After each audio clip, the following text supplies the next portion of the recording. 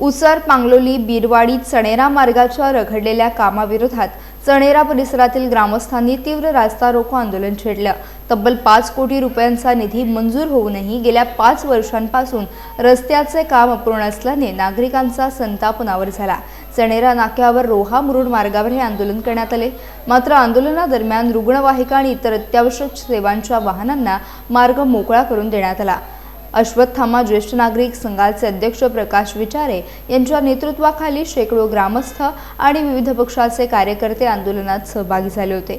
आंदोलनाची तीव्रता लक्षात घेऊन सार्वजनिक बांधकाम विभाग आणि पोलीस प्रशासनाने हस्तक्षेप केला। संबंधित अधिकाऱ्यांनी 20 जून पर्यंत रस्त्याचे उर्वरित काम पूर्ण करण्याचे लेखी आश्वासन दिले। मात्र दिलेल्या मुदतीत काम पूर्ण न झाल्यास जेलभरो आंदोलनासह आणखी तीव्र लढा उभारला जाईल असा इशारा ग्रामस्थांनी दिला। यावेळी प्रकाश विचारे यांच्यासह सुरेश मोरे, अनिल साळावकर, शंकर देवकर, अतिश मोरे, मनोज भायतांडेल, आत्माराम कासार यांसह परिसरातील ग्रामस्थ मोठ्या संख्येने उपस्थित होते। काय गेली 4 वर्ष हा रस्ता हा दिरंगाई केवळ सार्वजनिक बांधकाम खात्याच्या अभियंत्यांची होती आणि मला वाईट एका गोष्टीचं वाटतं की सरकार 5 कोटी रुपये 5 वर्षापूर्वी देतं, पण हे प्रशासनाचे आणि खास करून सार्वजनिक बांधकाम विभागाची जी मंडळी आहेत ही त्याच्यात दिरंगाई करतात। आता का करतात, कशासाठी करतात, काय त्यांना अपेक्षित आहे दिरंगाई करण्यामागे हे काही कळत नाही।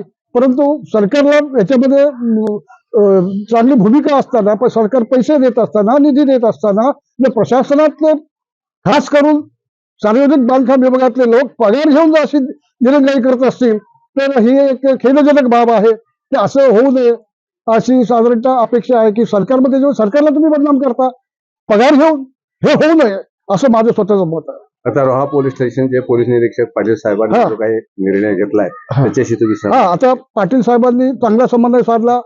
याच्या आधी त्यांनी आमचा समन्वय साधून दिला होता आणि आम्हाला तसं लेखी 4-4 वेळा निवेदन आम्ही घेतली पण होती, पण आम्ही भोळे लोक त्याप्रमाणे की आम्ही 4 निवेदनं देऊनही रस्ता पुरा केला नाही। कळलं की ना, आता लास्ट ही भूमिका पाटील साहेबांनी घेतल्यामुळे आम्ही समन्वय साधत आहोत। आपण 10 जून पर्यंत त्यांना पुरा करा या सगळ्या अनुषंगाने ते मिटिंग लावणार आहेत आणि पाटील साहेबांचं जे हे ऍडमिनिस्ट्रेशन आहे ते साधारणतः चांगल्या लेवलचं आणि त्यांचं ते ऍडमिनिस्ट्रेशन बघून ते हळूहळू लवकरच पुढे जातील।